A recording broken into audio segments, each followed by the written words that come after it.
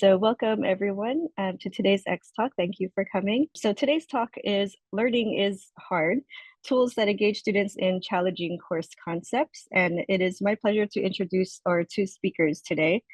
So first we'll have Analia Barrantes, who is the instructor of physics, and she's going to share about how she uses Canvas discussion in her course to engage students in their readings.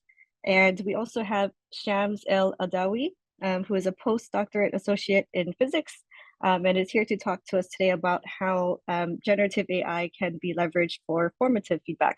So two different kinds of tools, but towards a common goal of how do you create opportunities to engage with students and revisit any difficult course concepts.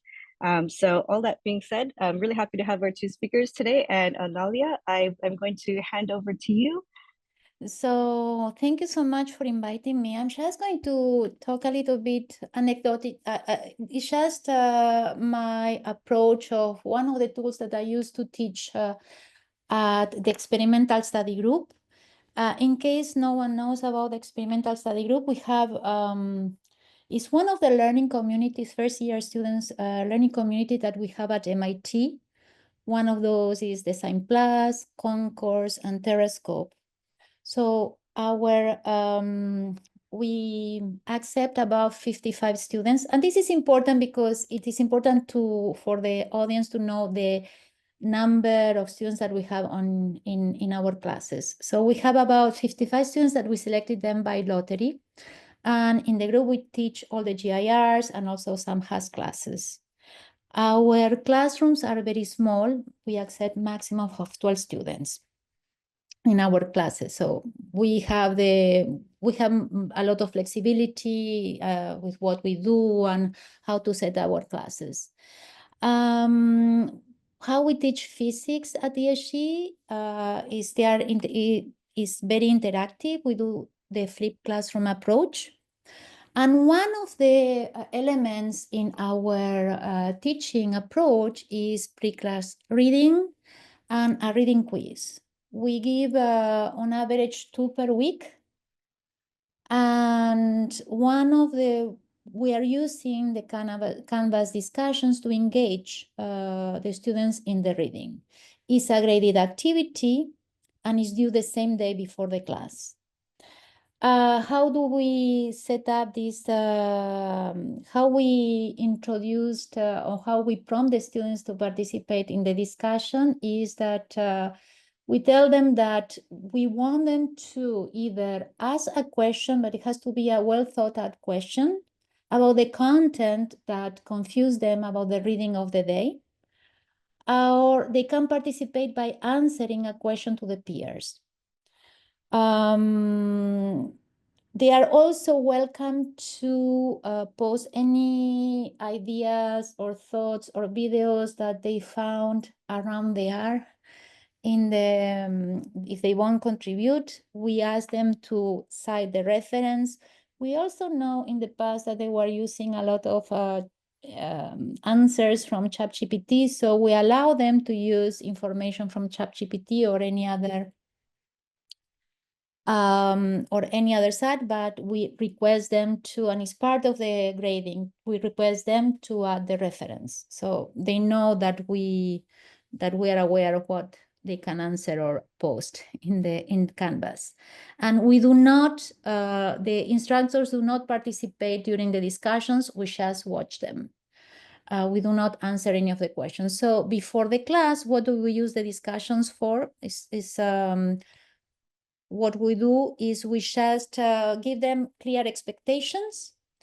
Your question has to be a very well thought out question. What do we mean? We give them an example. For example, if the topic of the day is about electric conductors, if a student asks a question like, what is a conductor? For us, that we grade it with a 0, let's say. It's not a good question. What we want the students is to show that they have read and they have thought the question. For example, a student can say, oh, I understand that the electric current flows easily through wires because they are made of metals, for example. Most metals are conductor because electrons can move freely through them. but how is it possible that electric current can also flow through the human body? So that's a question that the students shows that is reading and is thinking about the topic. So we're consistent with that grading. So what our goal is to make the students participate in that they really read actively their assignment, they do the assignment actively. And also we want engagement. We want to develop students' ability to communicate. And also one important thing that, that we get out from this Canvas discussion is we use it to prepare the class. So before the class start, I go and I do a review. I browse the questions or answers, and then I address all the misconceptions during the class. So it's a very, so I even, because my classes are small, I will acknowledge the comment of all the students, and I'm able to do that because my classes are small. So I don't know if this can be scaled up, but it's a tool that I used, which I learn very much about the misconceptions students have every day.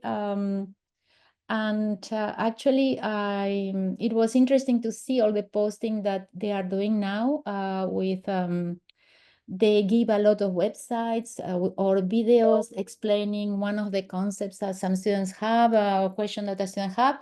So I'm getting a lot of material, not only to teach the class of the day, but also to make new problems for sets or conceptual questions. So for my small classes at ESG, is a very good tool that I use every day. So that's it. That's what I wanted to share with you. Hi, everybody. So I'm Shams El-Adawy, and today I'll be talking about sort of how we've explored using generative AI as a formative feedback tool in some of the large enrollment courses in physics at MIT. To start off, I just wanted to acknowledge a few people. First of all, I wanted to thank the MIT Physics Department for their support of the physics education group. And I particularly wanted to thank the subset of the MIT Physics Education Group that supports sort of the teaching of the intro courses. And I also wanted to thank Muhammad, whose many activities that I'm going to discuss today, he's been sort of part of developing that and helping me sort of evaluate and do some research on these activities. And then last but not least, I wanted to thank sort of MIT students, because as an educator, what we do is always for, in my opinion, supporting student learning. And I wanted to thank the undergrad TAs and the grad TAs that support sort of the teaching of our intro courses. With that, I just wanted to give a big picture overview of how we've been trying to explore generative AI in our intro courses. So the way that we've used it so far is thinking of it as a tool to fill existing needs in our courses, rather than replace human interaction. So there are two main stakeholders in a classroom. So we have the instructor side of things and the student side of things. On the instructor side, we've tried to sort of look at ways where we can use AI to help us generate and refine physics problems that could be useful to use in our course. And we actually have a paper that we wrote about this. So on the left-hand side, that QR code will take you to that paper if you're interested to learn more about it. But today, for the purposes of this talk, I'll focus on the student side of things. And there we've looked at how to use generative AI to provide timely, personalized, formative feedback.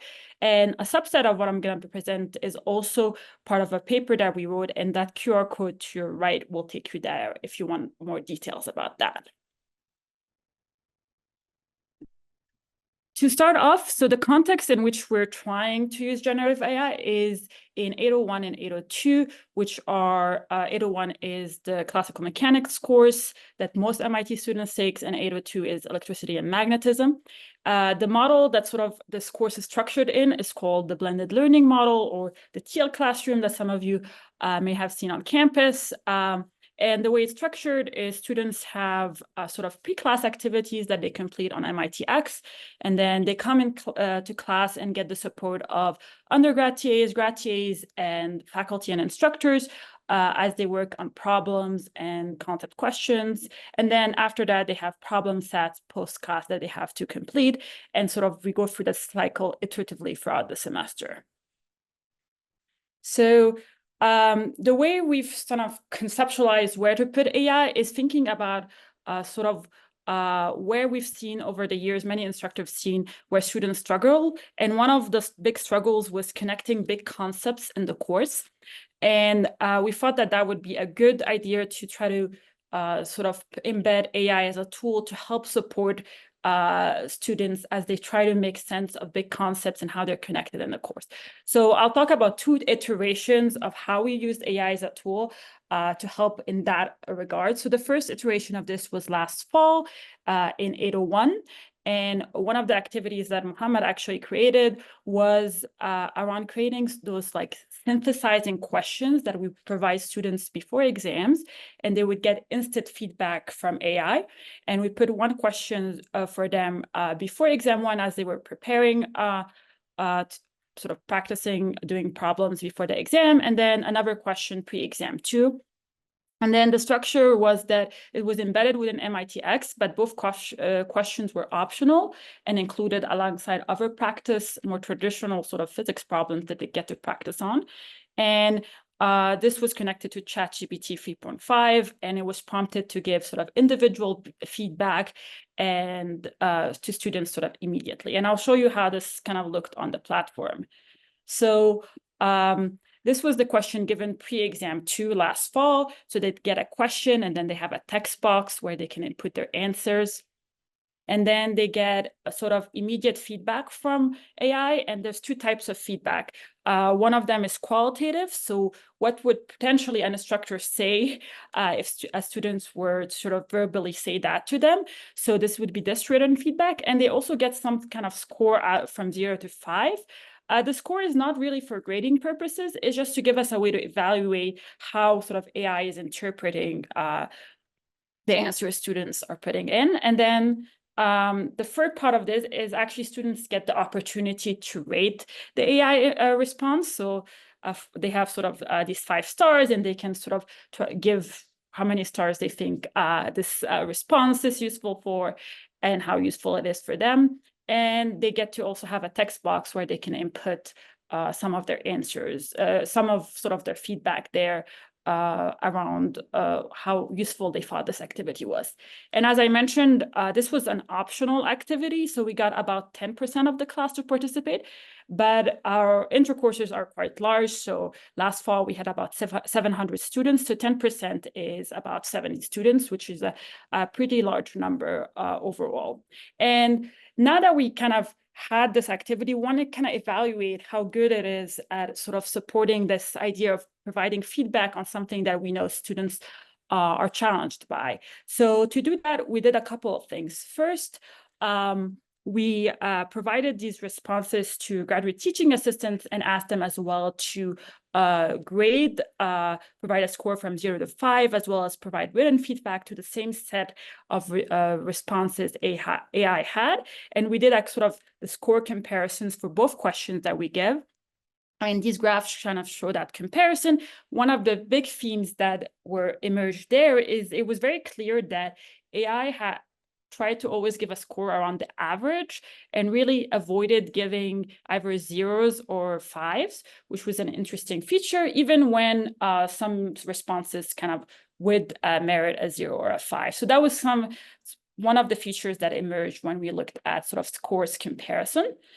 Looking at the written feedback, which was, I think, even more interesting, because I think that's where AI can play a really good role, especially in large enrollment courses, because it's sometimes quite challenging for instructors to give individualized written feedback to each student. So in the written feedback, we looked at different components: content detail, specificity, relevance, and consistency. And in comparing sort of what AI sort of provided in these categories compared to human feedback, it definitely was a lot less specific, the AI feedback compared to human feedback. So although humans tend to provide feedback like, oh, this is correct or incorrect, when it's incorrect, they can highlight really quickly and very specifically where the issue is in the response, whereas AI feedback, although it was giving always very relevant and on-topic responses, it wasn't always highlighting sort of very precisely where the issues were in the student responses. So that's something that suggests that we needed to try to sort of prompt engineering with more, and help it provide more specific written feedback. So that's one of the themes that emerged around the written feedback in that first iteration. And then the other thing we looked at is actually how were students, how receptive they were to that sort of activity. And overall, across both questions we gave that fall, the rating was 4 stars out of 5. And this is an example code of what one of the students wrote. So I'll give you a moment to read that.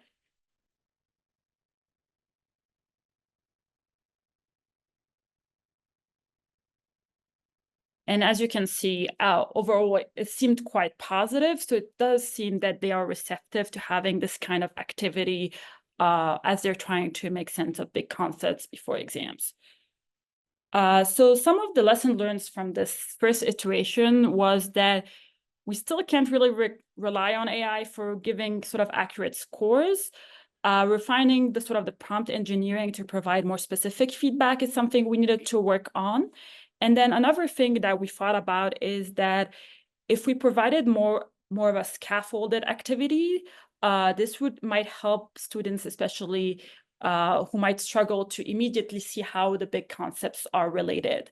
So more scaffolding was another thing that we learned from this sort of activities and we hope to refine on. And then lastly was that I think overall students were quite receptive. The students who did it, because it was optional, were quite receptive to that AI formative feedback. So with these lessons in mind, we kind of, in the second iteration of this, which is actually happening this fall, we made some sort of refinement. So again, with the same course, we updated the format of the activity to actually include more scaffolding. So rather than just having this like big question, synthesizing question only, we added 2 parts before that. One of them was providing them with an equation classification activity, meaning that students usually in our courses in exams get a set of equations that they will use in an exam. So they have an equation sheet. So putting these equations in the activity, but asking them to classify it as whether it's a definition, a fundamental law, a derivation. And then that was the part A of that activity. Part B was then to try to create a concept map of how these equations relate to each other. And then after that, try to answer that big picture question that relates to the concept. And we were hoping with that more scaffolding that would support students in connecting these big concepts. We also made it this time a required activity, meaning that it was now part of the problem set that was due pre-exams. However, it's not graded for sort of accuracy and so forth. It's more graded on effort and sort of completion. And then we also used the newer version of ChatGPT, hoping that that will also help with the sort of accuracy and specificity of the feedback. And it was still embedded within the MIT X platform. And with that, I'll show you what this looks like on our platform. So this is the first part kind of that we added this semester, which is to classify the equations, and then they get immediate feedback from AI on this classification. Then part B is asking them to build a concept map and giving them instructions on how to do so. And then the third part is actually answering that big picture question that is similar to what we did last fall. And this was a required activity. So we had 600 students completed. So it scaled quite well, which I think is a good thing, helping us try to provide formative feedback in larger enrollment physics courses. So as I said, this is ongoing right now this semester, but I'll show you some of the results we have so far. So in terms, again, we did that score comparison, giving sort of the same student responses from these big picture questions to humans and asking them sort of to grade as well these responses. And as I said, it's ongoing, but this for the pre-exam one that happened this semester, this is what the distribution looks like. So some features that seemed interesting is that still seems like AI still scores around the average. Although because I think we scaled it up now, that eventually it does give a 5 and a 0, but it's still trying to average around sort of the middle there, compared to, I'll show you what the pre-exam one, as a reminder from last fall, looked like. So the AI grades do seem that they follow the same trend. However, the human grade, it does seem that it's starting to skew to the right, but I think we can't compare too much on that because 600 students versus 70 is not the same scale number there. But so that's one of the things that emerging. It seems that still score-wise, we can't really rely on it. I will say on the written feedback, that takes a little bit longer analysis-wise, so we don't have results on that yet. But we do have a little bit on the students' feedback in engaging that activity. And for this first question, the rating was 4.3 stars out of 5. And this is what sort of a representative code of what a 5 looked like versus a 2. And I'll give you a moment to read those.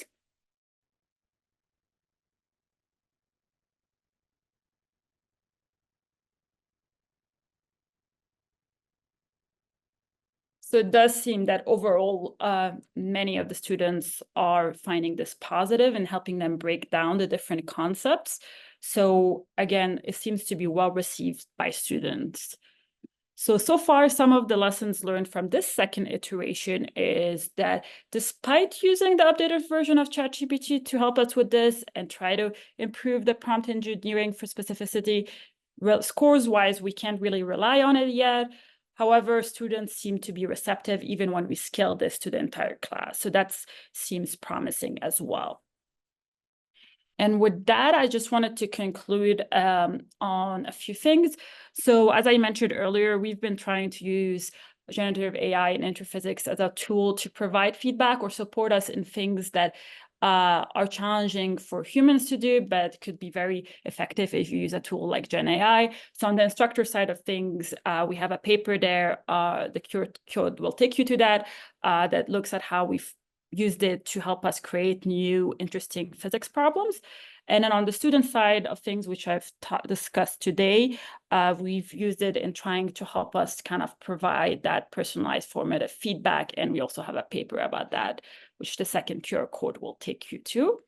And I'll end the same way I started, which was some acknowledgements. And I just wanted to thank the MIT Physics Department for their support of the Physics Education Group, the subset of the Physics Education Group who supports the teaching and learning of the introphysics courses, Mohammed specifically in helping develop these activities, and last but not least, MIT students. And with that, I want to say thank you for listening, and I'll be happy to take any questions. I do want to open up for questions, but I will first, I have one question for each of you that I hope to learn a little bit more about.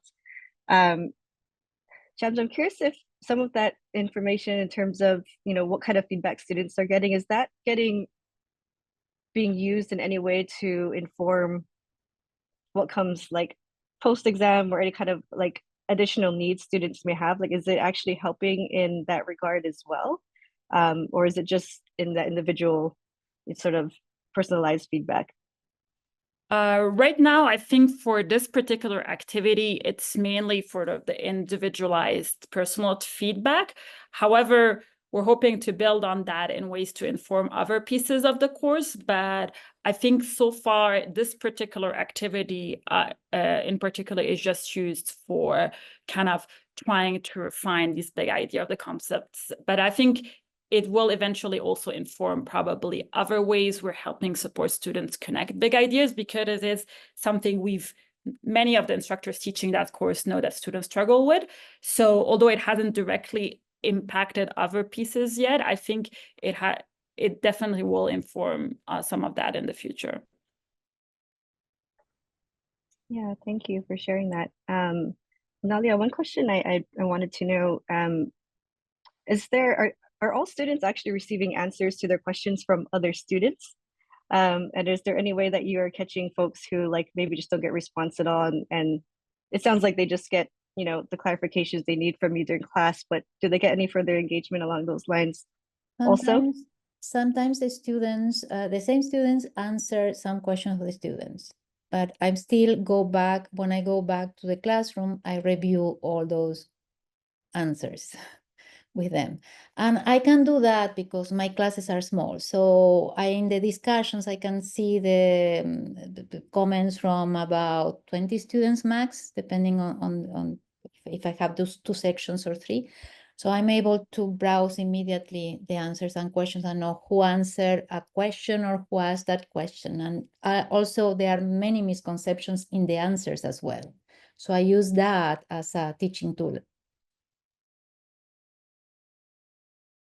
I will say in the case of 801 and 802, I think the course is structured with many active learning activities and many opportunities for students to sort of interact with the instructional team, get feedback, and many tools are used in that regard. So I think this is just embedded as another sort of activity that hopefully supports sort of active learning and formative feedback, but there are plenty of opportunities for them to kind of do that already. So it actually is streamlined really nicely in the structure of how 801 and 802 are structured. So I think it's not just another thing that we're doing. I think it flows really nicely within the structure of the course.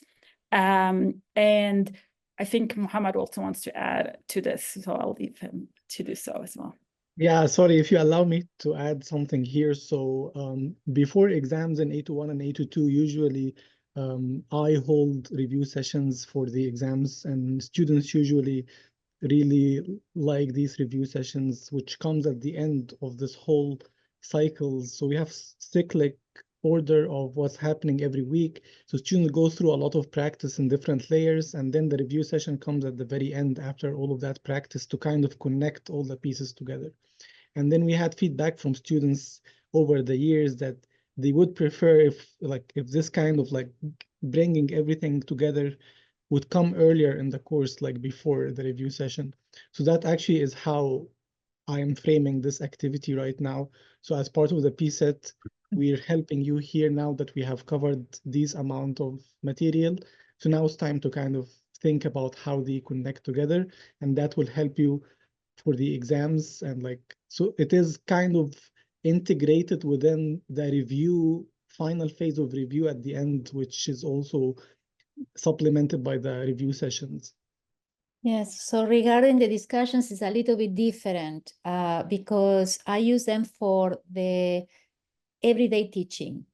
So I have like twice a week a discussion based on the reading of the week or of the day actually, and I use the questions and answer of the students to tailor the class of the day based on those ideas or misconceptions or whatever the interest of the students, or they were asking if there is a topic and they start to inquire about something different. I always try to look for examples of, many times they say, okay, I understood this, but what is this useful for? So I'm trying to find everyday examples of the things that they are curious about. So I'm using it in a different way as Shams and Mohammed are using it, which is an overview and a review before an exam, whereas I'm using it for everyday teaching. I don't know.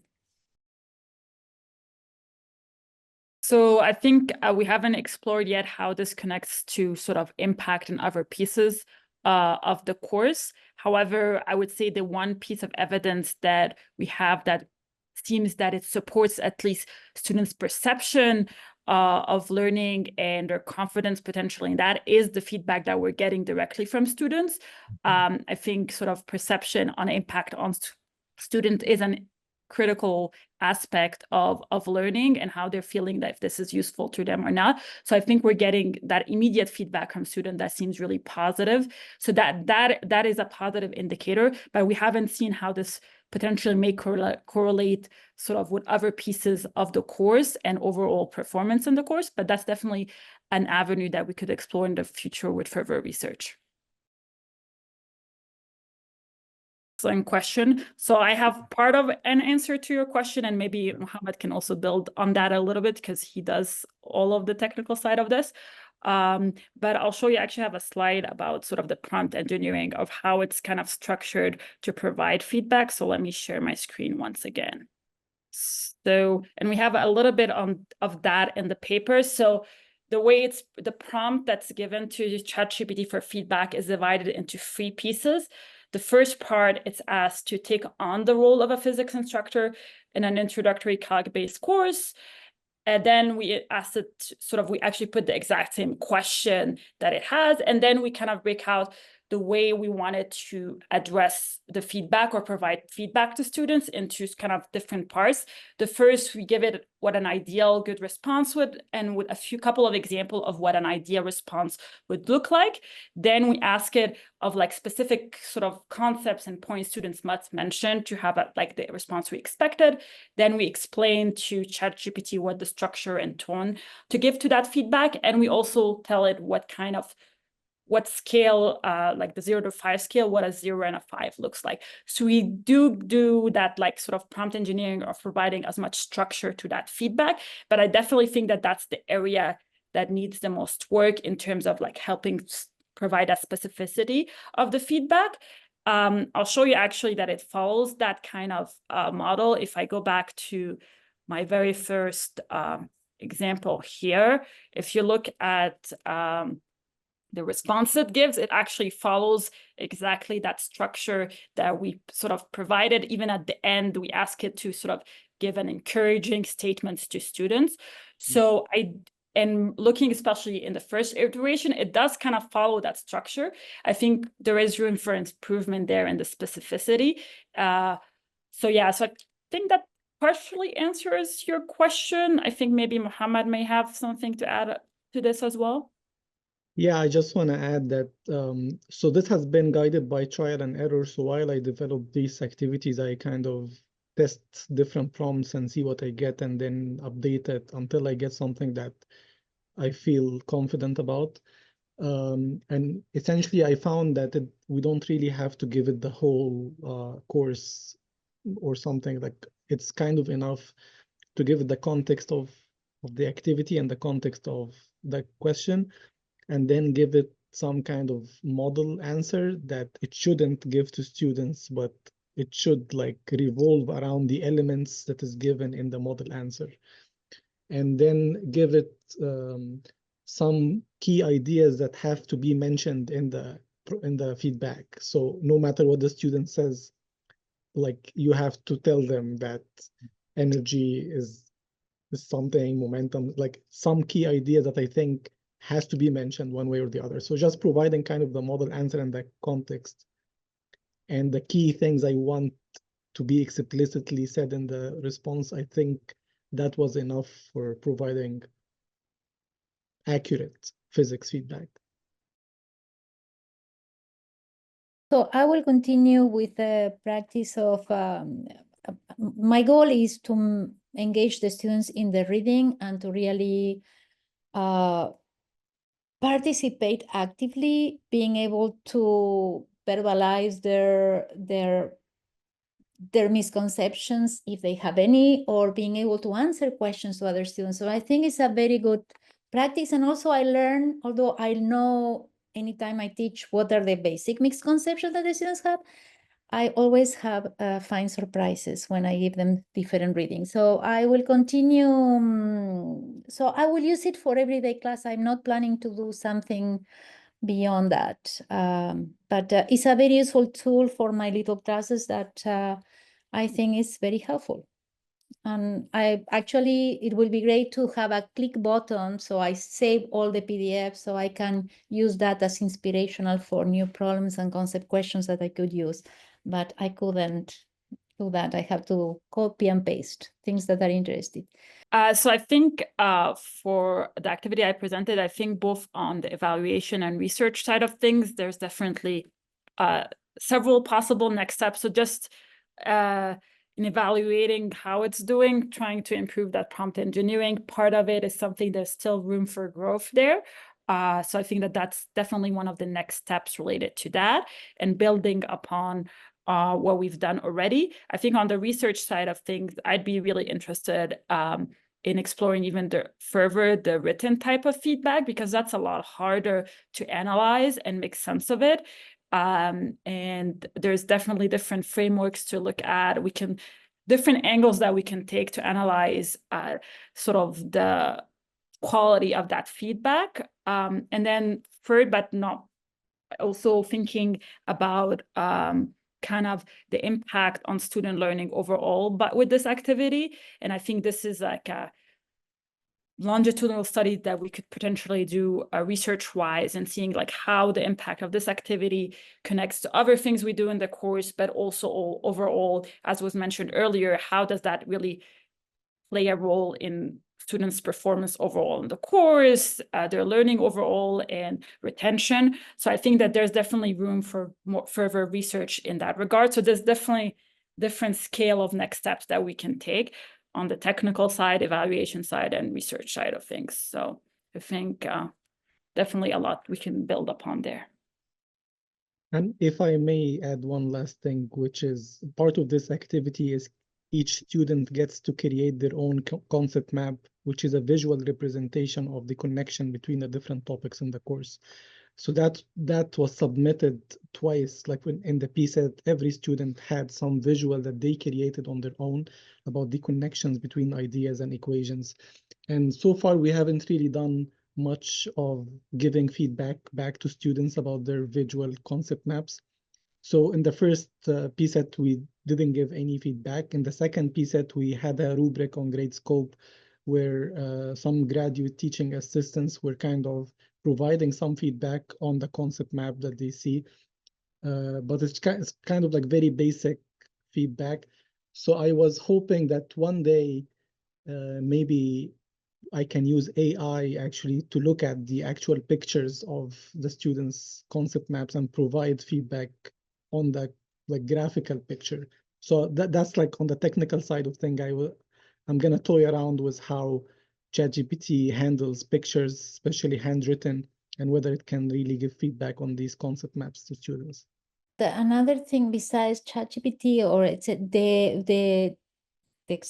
what you are planning to do, I think it's a great activity to put the students in this set of mind of try to think about everything that I have learned, try to summarize. So that's a great activity what you are doing, just asking them to think about summarizing, making connections with the different concepts, doing a concept map. That's a plus already. So that's a great job. Yeah, thank you. I would say that there's a lot of people in the physics education research community who are now trying to see how to use AI, and they're trying to assess this idea of trying to read like pictures or sort of handwritten work. And there's a few papers that are published in Physical Review PR that try to sort of assess the impact on that. That's definitely an area of growth for the whole community. So there's a lot of space for people to try to contribute in improving Gen AI to do that, because it's still not there yet. But it definitely would support, especially large enrollment courses. This is something I think as humans, we aren't able to do an amazing job at just because of the scale of things. So this is really, I feel like, an area that Gen AI has a strong sort of potential to really support learning and teaching there. My classes are small, so I make the students talk all the time, so we don't have quieter students. But on the other hand, it's very good. Well, I found these discussions interesting because when they feel that are not being watched, so they tell a lot of things in the discussions, and they feel very well. Yes, they feel more relaxed and they can talk more, and they are not.